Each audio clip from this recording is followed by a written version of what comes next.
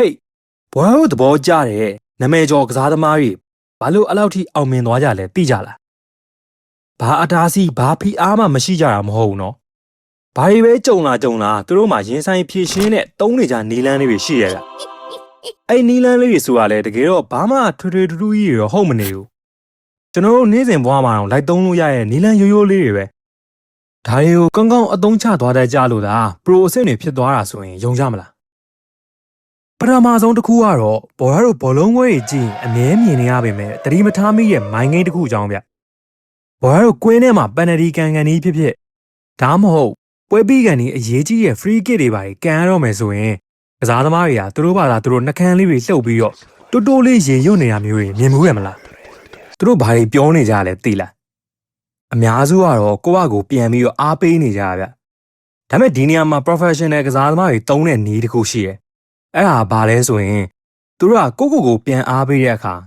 ငါကန်နိုင်ရမယ်ငါမလွဲစေရဘူးဆိုပြီးတော့ငါဆိုတဲ့စကားလုံးကိုမသုံးကြဘူးအဲ့ဒီအစားမင်းဒါမှမဟုတ်သူတို့ရဲ့ကိုယ်ပိုင်နာမည်ကိုသုံးပြီးတော့တတိယလူတပ်ပါဆန်အနေနဲ့ပြန်ပြောရဒါကစိတ်ပညာမှာတော့ cognitive distancing လို့ခေါ်တယ်ဗျအလွယ်ပြောရရင်စိတ်ဖိစီးမှုတွေအရန်များနေတဲ့အချိန်မှာကိုယ်စိတ်ကိုခဏအပြင်ထုတ်ပြီးတော့ဘေးလူတယောက်အမြင်နဲ့ကိုပြန်ကြည့်ခိုင်းလိုက်တာပေါ့ဥပမာဗျာခရစ္စတီယာနိုရိုနယ်ဒိုပဲကြည့်လက်ဘရွန်ဂျိမ်းစ်လိုမျိုးဘတ်စကတ်ဘောသမားကြီးကိုပဲကြည့်သူတို့တွေအရေးကြီးတဲ့အဆုံးအဖြတ်အခိုက်အတန့်တွေနဲ့ကြုံရပြီဆိုရင်စိတ်ထဲကနေငါဒါကိုလွဲလို့မဖြစ်ဘူးငါ့ကိုလူတွေအများကြီးကြည်နေကြတယ်အဲ့လိုမျိုးမတွေးဘူးတွေးလိုက်ရင်ပို့ပြီးတော့ရင်တုံလာတတ်တယ်ဘလို့တွေးလဲဆိုတော့ကိုဟဲ့မင်းကဒါမျိုးတွေအချိန်တစ်ထောင်မကလေ့ကျင့်ထားပြီးသားလေစိတ်အေးထားပြီးတော့မင်းလုံးနေကြတိုင်းပဲကန်လိုက်ဆိုပြီးတော့ဘေးကနေနီးပြားတယောက်ကဝင်ပြောပေးနေတယ်လို့မျိုးပြန်ပြောတာမင်းသာအောင်ပြောရရင်တော့ကိုပေါ်တာတယောက်ကရီးစားစကားတော့ပြောတော့မယ်ဒါမှမဟုတ်ရင်အလုံးအင်တာဗျူးဝင်ရတော့မယ်ဆိုရင်ဘေးကနေပြီးတော့ဟဲ့မင်းလုံးနိုင်ပါတယ်တတိရှိတာဝင်ချလိုက်ဆိုပြီးတော့အားပေးရတာမျိုးဆိုရင်တိတ်မခတ်ဘူးမလားသူများကိုအားပေးဖို့ကတကယ်လွယ်တယ်ဒါပေမဲ့ကိုအလဲကြရင်တော့ရင်တုံပြီးတော့ဘာလုံးရမှမသိဖြစ်တတ်ကြတယ်အဲ့ဒါကြောင့်ဘောလုံးသမားတွေကတခြားတယောက်တို့သဘောထားပြီးတော့ကိုယ့်ဘက်ကိုပြန်အားပေးလိုက်တဲ့အခါအုံတော့ကရုတ်တရက်ဆိုသလိုစိုးရိမ်စိတ်တွေဖိအားတွေအကုန်လုံးမေ့သွားပြီးတော့အေးစိတ်တည်ငြိမ်သွားဖိအားတွေကိုကိုယ်တိုင်ခံစားနေရတာမဟုတ်ဘဲနဲ့ဘေးကနေကြည့်နေတဲ့လူတယောက်လိုဖြစ်သွားလို့ပဲဗျကဲဘောရတို့ဘောပွဲတွေဒါမှမဟုတ်အားကစားပွဲတွေကြည့်တဲ့အခါအရေးကြီးတဲ့အချိန်တွေမှာကစားသမားတွေကမျက်စိမှိတ်ပြီးတော့အာရုံစူးစိုက်နေတာတို့ဒါမှမဟုတ်တစ်ခုခုကိုတိုးလေးရေရွတ်နေရတော့မြင်ရင်သူတို့ရဲ့အုံနောက်ကိုဒီတပ်ပါဆန်နီးနဲ့လှည့်စားပြီးဖိအားတွေကိုထိန်းချုပ်နေရလို့သာမှတ်လိုက်တော့ကဲဒုတိယမြောက်ကတော့ပွဲကြည့်နေရင်နဲ့ဒီတော့ကောင်းတဲ့ကစားသမားဒီတော့အလွယ်လေးကိုဘာလို့လွယ်အောင်ကန်ရတာလဲငါကန်ရင်အောင်ဂိုးတယ်ဆိုပြီးတော့အားမလို့အားမရရဖြစ်ဘူးရမလားအထူးသဖြင့်ပန်နယ်တီအဆုံးဖြတ်တွေမှာပေါ့ဒီကစားသမားခြေညံ့လို့လားဆိုတော့လည်းမဟုတ်ဘူးဗျပုံမှန်ကစားသမားတွေကဖိအားတွေအရန်များလာတဲ့အခါသူတို့စိတ်ထဲက focus ကြီးကအရန်ကျယ်ပြန့်သွားပြီးတော့ကွင်းထဲကပရိသတ်တွေအော်ဟစ်နေဟာကြီးကိုမြင်နေရမယ် scoreboard ကဂိုးရလက်ကြီးကိုတွေးမိသွားမယ်ငါသာလွဲသွားရင်အဝေလဲခန်းထဲမှာရော social media ပေါ်မှာရောအပြင်မှာရောဝိုင်းသမားကြတော့မှာပဲဆိုတဲ့အတွေးအထိပါတွေးမိပြီးတော့ပြာရီခက်ကုန်ရောပေါ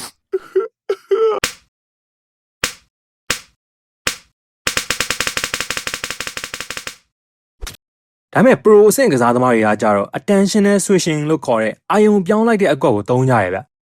သူတို့ကကွင်းထဲမှာစိတ်ထဲက focus ကိုလုံးဝကျင်းချပလိုက်တာဘလောက်အထိအောင်ကျင်းမြင့်လိုက်လဲဆိုရင်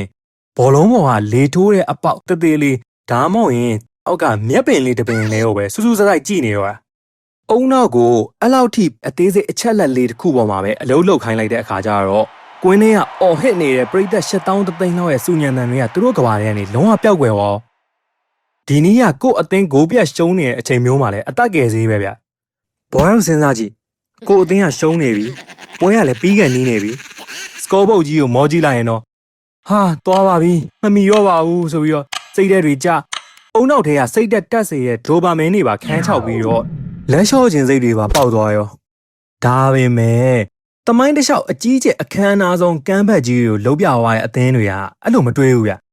ထိတ်တန်းနီးပြတွေနဲ့ကစားသမားတွေကမိနစ်60ကိုဂရုကိုမစိုက်တော့ဘူးပွဲရလက်ကြီးကိုလည်းလုံးဝဖျောက်ထားလိုက်တယ်ပြီးတော့ပွဲကြီးတစ်ခုလုံးကိုမိနစ်ပိုင်းအလိုက် micro segments လို့ခေါ်တဲ့အပိုင်းအစတေးသေးလေးတွေချမ်းချပလိုက်တာနီးပြကကွင်းဘေးကနေអော်နေလိမ့်မယ် ကဲအများကြီးမတွေးနဲ့အခုကြံတဲ့မိနစ်လေးတွေကိုပဲနိုင်အောင်ကစားကြမယ်ဒါမျိုးပေါ့တင်းငယ်တဲ့ရီမန်းချက်လေးတွေကိုတဆင်ချင်းစီအောင်မြင်အောင်လှုပ်သွားတာပေါ့ဗျာအဲ့လိုတေးသေးလေးတွေအောင်မြင်သွားတိုင်းမှာအုံနောက်ထဲမှာဒိုပါမင်းတွေတဖြန်းဖြန်းထွက်လာပြီးတော့စိတ်ဓာတ်တွေလည်းပြန်တက်လာအောင်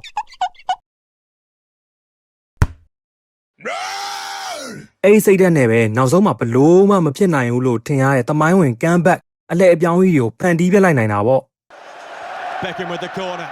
Oh, it's Solskjaer! ဒါကဘာနဲ့သွားတူလဲဆိုတော့ဝါတို့စောင့်မဲဖြေကန်နေဟာစောက်ကြီးကတော့အထူးကြီးပဲငါဘလို့မှဖတ်လို့ပြီးမှာမဟုတ်ဘူးလို့တွင်းအိတ်ပဲအိတ်ချင်လာအောင်မလားဒါမဲ့မဖြစ်ဘူးငါအခု9မိနစ်မှာဒီတမျက်နာတော့ပြီးအောင်ရင်ဖတ်မယ်ဆိုပြီးတော့ရှော့ချပလိုက်ရင်တော့ပြီးသွားတတ်တယ်လေအဲ့တော့ဘော်ရာတို့လည်းအခက်ခဲတွေအရန်များလိုက်ရင်အဝေးမကြည့်ပါနဲ့ကိုရှိရမျက်ပင်လေးတစ်ပင်စာဒါမှမဟုတ်ရင်နောက်ထပ်2မိနစ်စာလောက်ကိုပဲတေချာအာယုံစူးစိုက်ပြီးတော့ဖြတ်ကျော်ပလိုက်ဖို့လည်းမမေ့နဲ့အောင်ကဲတတိယမြောက်ကတော့ဘော်ရာတို့ကြားရင်ရေးချင်းစရာဖြစ်လိမ့်မယ်ပရိုကြီးဖြစ်ချင်ရင်အရန်မေးတတ်တဲ့အုံနောက်ရှိဖို့လိုလိမ့်မယ် selective memory ရွေးချယ်ပြီးတော့မှတ်သားတတ်တဲ့စိတ်နဲ့ဒါမှမဟုတ် tactical amnesia လို့ခေါ်တဲ့ view ဟာကြကြကိုရေတိုမှတ်ဉဏ်ဖျောက်ဖျက်ပလိုက်တာလို့ခေါ်ရဗျာအလွယ်ပြောရရင်တော့ကွင်းထဲမှာကိုအမားတစ်ခုခုလုံးမိပြီးရတယ်အဲ့အမားကိုအုံနောက်ထဲကနေချက်ချင်းမေးပြလိုက်နိုင်တဲ့စွမ်းရည်ပေါ့ကိုကိုပြန်သွင်းမိလိုက်တာမျိုးဒါမှမဟုတ်ရင်ရှေ့မှာဂိုးအလွတ်ကြီးကိုလွဲဝါမျိုးကြုံသွားပြီဆိုရင်တာမန်ကစားသမားတွေကအဲ့အမားထဲမှာနေစိတ်ကနစ်နေတော့တာငါတော့အမားကြီးမှားခဲ့ပြီငါကြောင့်အသင်းရှုံးတော့မယ်ဆိုတဲ့စိတ်မလုံခြုံမှုကနောက်ထပ်ကစားမဲ့မိနစ်တွေထိပါလိုက်ပြီးတော့ဒုက္ခပေးနေတတ်တယ်ဒါမဲ့ပရိုတွေကြတော့အမားတစ်ခုလုံးမိရနဲ့စက္ကန့်ပိုင်းအတွင်းကိုအဲ့အမားကိုအုံနောက်ထဲကနေ delete လုပ်ပြီးတော့ချက်ချင်းမေးပြလိုက်တာသူတို့စိတ်ထဲမှာလက်ရှိစက္ကန့်ကိုပဲအသက်ပြန်ဆလိုက်တာပေါ့ဘော်ရာတို့ fever game တောဆော့ရင်ဖြစ်ဖြစ်အပြင်မှာဘောလုံးသွားကန်ရင်ဖြစ်ဖြစ်ပထမပိုင်းမှာကိုကလွဲချော်သွားတာမျိုးတို့အဆက်တပြန်းကွဲတာမျိုးတို့ကြုံပြီးရင်ဒုတိယပိုင်းမှာငါကောင်းကစားနိုင်ပါဦးမလားဆိုပြီးစိတ်ကမလုံမလဲဖြစ်နေတတ်တယ်မလားအဲ့ဒါအတိတ်ကအမားကိုစိတ်ထဲမှာတည်လာလို့ပဲဒါပေမဲ့ကမ္ဘာအဆင့်ဘောလုံးသမားတွေကတော့ကွင်းထဲမှာအမားဆိုတာဖြစ်တတ်တဲ့အရာလို့လက်ခံထားပြီးတော့အဲ့အမားကိုချက်ချင်းမေးပြလိုက်နိုင်တာ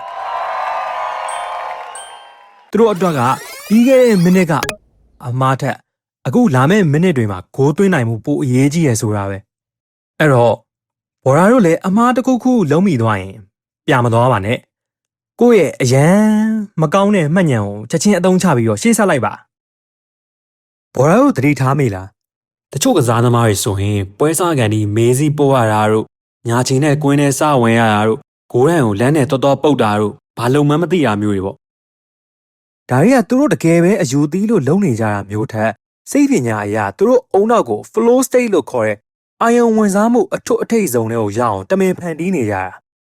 ဒီ flow state ဆိုတာအလွယ်ပြောရရင်တော့ကိုဘာလို့အကုန်အစင်ပြေနေပြီးတော့ပတ်ဝန်းကျင်တစ်ခုလုံးကိုယ်တိုင်ထိန်းချုပ်ထားနိုင်တယ်လို့ခံစားရတဲ့အခြေအနေမျိုးပေါ့ဗျာဘောရတို့တစ်ခုခုလုံးနေနေအရန်နစ်မျောသွားပြီးတော့အချိန်ကြီးကုန်သွားတာအောင်မသိတော့လောက်အောင်ဖြစ်သွားတာမျိုးပေါ့ဖုန်းပုံမိသွားတာဈေးုံကန်းခေါ်ဖို့အဲ့အခြေအနေကိုရောက်ဖို့ဆိုတာဖီအားရဲ့ကြားမှာစိုးရိမ်စိတ်လုံးဝမရှိဘဲနဲ့အာယုံစူးစိုက်မှုကလည်းရာခိုင်နှုန်းအပြည့်ကိုရှိနေရမယ်အဲ့ဒါကြောင့်ကစားသမားတွေကပွဲမစားခင်မှာလုံနေကြအလေးကျင့်လေးကိုတိတိကျကျလုပ်ကြတာဘော်ရာတို့တွေကတချို့တွေလည်းစောင့်ပွဲမှာမေကွန်းဆောင်ရွက်လာမချခင်ဘောဘန်တို့ correction man တို့ပေရန်တို့အဲ့ဟာတွေကိုဇပွဲပေါ်မှာတေးသေးချာချာစီစီရီနေရာချတာမျိုးလုပ်ဘူးကြရမလားအဲ့ခါမှာအုံနောက်ကငါသားတွေအမြဲလုံနေကြပဲโอเคအားလုံးအေးဆေးပဲအခုလုံးဝအာရုံစိုက်တော့မယ်ဆိုပြီးတော့ ready ဖြစ်စေရဗျဒါနဲ့ပတ်သက်ရင်ကမ္ဘာဖလားသမိုင်းမှာအထင်ရှားဆုံးဥပမာတစ်ခုရှိရဗျ1998ပြိုင်ပွဲတုန်းကပြင်သစ်ကစားသမား Laurent Blanc ကပွဲတိုင်းပွဲမစခင်မှာသူတို့ရဲ့အသင်းရဲ့ဂိုးသမားကြီး Fabien Barthez ရဲ့ကရုံးပြောင်ပြောင်ကြီးကိုအမြဲပြေးနမ်းလေးရှိရဗျဒါကကြည့်ရင်တော့ရည်စရာကြီးနော်ဒါမဲ့ပြင်သစ်အသင်းသားတွေတော့ကကြတော့အဲ့အပြုတ်မို့မြင်လိုက်ရနဲ့ PR တွေရောကြသွားပြီးတော့ငါတို့ပွဲကစားဖို့ဆင်သင့်ဖြစ်ပြီးဒီပွဲကိုငါတို့နိုင်တော့မှာဆိုရယ်ယုံကြည်ချက်အပြည့်နဲ့ flow စိတ်ထဲကိုရောက်သွားစေခဲ့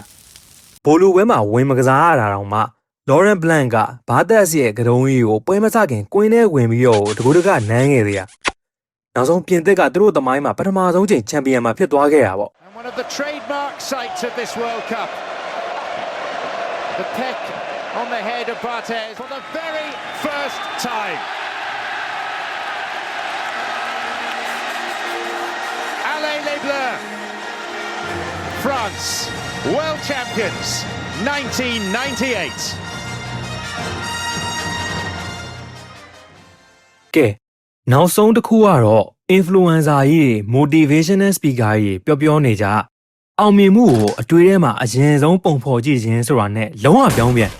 ရှုံးနိမ့်မှုကိုပုံဖော်ကြည့်ခြင်းအကြောင်းဗျ professional ကစားသမားတွေကကွင်းထဲမဝင်ခင်မှာအောင်မြင်မှုကိုပဲကြိုတွေးနေမယ်အစားမအောင်မြင်မှုဒါမှမဟုတ်ရင်အစိုးဆုံးအမှားကြီးနဲ့ကြုံလာရင်ဘာလုပ်မလဲဆိုတာကိုအချိန်ပေးပြီးကြိုပြီးပုံဖော်ထားကြတာဗျဒါကိုစိတ်ပညာမှာတော့ if then crisis planning အရေးပေါ်အစီအစဉ်ကြိုတင်ချမှတ်ခြင်းလို့ခေါ်တယ်ဗျတကယ်ပွဲကြီးပွဲကောင်းကမ္ဘာဖလားဖိုင်နယ်လိုပွဲတွေမှာအကောင်းကြီးပဲဖြစ်လာမယ်လို့တွေးထားတဲ့ကစားသမားတွေကကွင်းထဲမှာတကယ်အမှားတစ်ခုခုကြုံပြီဆိုရင်တွားပြီပဲအဲ့တော့ပွဲမစားခင်တည်းက plan A B C အကုန်လုပ်ထားကြတာပွဲစစချင်း9မိနစ်ပါပဲငါတို့အသင်းအနီးကပ်ပြခံပြီးလူနေသွားခင်ဒိုင်လူကြီးကငါတို့ဘက်ကိုမတရားတဲ့ဆုံးဖြတ်ချက်တွေတောက်လျှောက်ချနေရင်ဟိုဘက်အသင်းကဆရာသမားပုံမှန်ထပ်ပို့ပြီးတော့ရှယ်ကိုခြေစွမ်းပြနေပြီဆိုရင်စားတဲ့ဖြင့်ပေါ့အစိုးဆုံးအခြေအနေတွေကိုကြိုတွေးပြီးတော့ပြင်ဆင်ထားကြတာပေါ့ဒါရင်မဲလားဆိုတာလည်းမဟုတ်သေးဘူးဗျအဆင့်မြင့်ဆုံးကစားသမားတွေကပွဲရလက်ထက်ပွဲကစားရတာဆိုရဲလုပ်ငန်းစဉ် process နဲ့ကိုယ့်ရဲ့တိုးတက်မှု progress ကိုပိုပြီးယူမှုချစ်မြတ်လို့ရတာဘောလုံးသမားတွေပွဲတွေစက်တိုက်ရှုံးလို့ဒါမှမဟုတ်ရင်ဖလားလက်လွတ်လိုက်ရလို့ငါတို့တော့တော်ပြီစိတ်ကုန်သွားပြီဒီသက်ဘောလုံးပြန်မကန်တော့ဘူးဆိုပြီးတော့လက်လျှော့အနားယူသွားတာမျိုးမြင်ဘူးလားလုံးဝမရှိဘူးဗျဘာလို့လဲဆိုတော့သူတို့ကအနိုင်ရတဲ့ရလဒ်ကိုကြိုက်တာမှန်ပေမဲ့ဘောလုံးကန်ရတယ်ဆိုတဲ့အခြေခံလုပ်ငန်းစဉ်တစ်ခုလုံးကိုပိုပြီးချစ်လို့ပဲဗျာဥပမာမက်ဆီကိုပဲကြည့်ဗျာ2014ကမ္ဘာဖလားကိုဖိုင်နယ်ထိရောက်သွားပြီးမှကတ်ရှုံးသွား2015နဲ့2016မှာလည်းဖိုင်နယ်နှစ်ပွဲထပ်ရှုံးပြန်တော့နိုင်ငံသင်းကနေအနားယူပါတော့မယ်ဆိုတဲ့အထိကိုစိတ်သက်ကြသွားသေးတာဒါပေမဲ့ तू လက်မလျှော့သွားဘူးနော်2လပဲကြာလိုက်တယ်ကွင်းထဲပြန်ရောက်လေ့ကျင့်ခန်းတွေပြန်ဆင်းပေါ့သူတကယ်ချစ်တာရလက်တွေမဟုတ်ဘဲနဲ့ဘောလုံးကန်ရတဲ့ process ကြီးဖြစ်နေတာအဲ့လိုနဲ့ပဲ2022မှာတော့သူ့နိုင်ငံအတွက်ကမ္ဘာဖလားကြီးယူဝေးလိုက်နိုင်တာပေါ့ဗျာဒါကနေ့စဉ်ဘဝထဲမှာလည်းတကယ်ကိုအသုံးဝင်တဲ့ mindset ဗျဘော်ရာတို့စီးပွားရေးလောက်တာဖြစ်ဖြစ်ဆံဝဲပြေဖို့စူးစမ်းတာဖြစ်ဖြစ်ငါချက်ချင်းအောင်မြင်မှဖြစ်မယ်ပတ်စံအများကြီးရမှဖြစ်မယ်ဆိုရဲရလက်ကြီးတစ်ခုတည်းကိုပဲကြည့်ပြီးရှေ့ဆက်နေရင်အစင်မပြေမှုတွေတစ်ခုကြုံလိုက်တာနဲ့စိတ်ဓာတ်တွေကျပြီးတော့လက်လျှော့ခြင်းစိတ်တွေပါပေါက်သွားလိမ့်မယ်အဲ့ဒီစားအစိုးဆုံးအခြေအနေတွေအတွက်ကိုကြိုတင်ပြင်ဆင်ထားမယ်ပြီးရင်ကိုအခုလက်ရှိလုပ်နေတဲ့အလုပ် process ကိုပဲချစ်လာအောင်စူးစမ်းကြည့်လိုက်ငါဒီအလုပ်ကိုလုပ်ရတာဒီပညာရက်ကိုလေးလာနေရတာကပျော်စရာကြီးပဲဆိုရင်အရာတာကိုခံစားတတ်လာပြီဆိုရင်တော့ဘလောက်ပဲကျုံနေမှုတွေကြုံပါစေဘာလို့လုံးဝလက်လျှော့မှာမဟုတ်တော့ဘူးအဲ့လိုနဲ့ရလက်ကောင်းတွေကဘော်ရာရိုးစီကိုစိုက်မြဲရောက်လာနိုင်တယ်ဗျာကဲဒီဗီဒီယိုလေးကိုကြိုက်တယ်သဘောကျတယ်နောက်လဲဒီလိုမျိုးစိတ်ဝင်စားစရာကောင်းတဲ့အကြောင်းအရာတွေအဖြစ်ပြက်လေးတွေကိုနားထောင်ခြင်းနဲ့ဆိုရင် channel လေးကို subscribe ခလုတ်လေးနှိပ်ရင်းနဲ့ like လေးပါပေးသွားပါဦး channel လေးအကြောင်းကိုလည်းဘော်ရာတို့ရဲ့ဘော်ရာတွေကိုပါလက်တို့ပေးရပါအောင်ကဲပြန်တွေ့ကြမယ်ဗျာ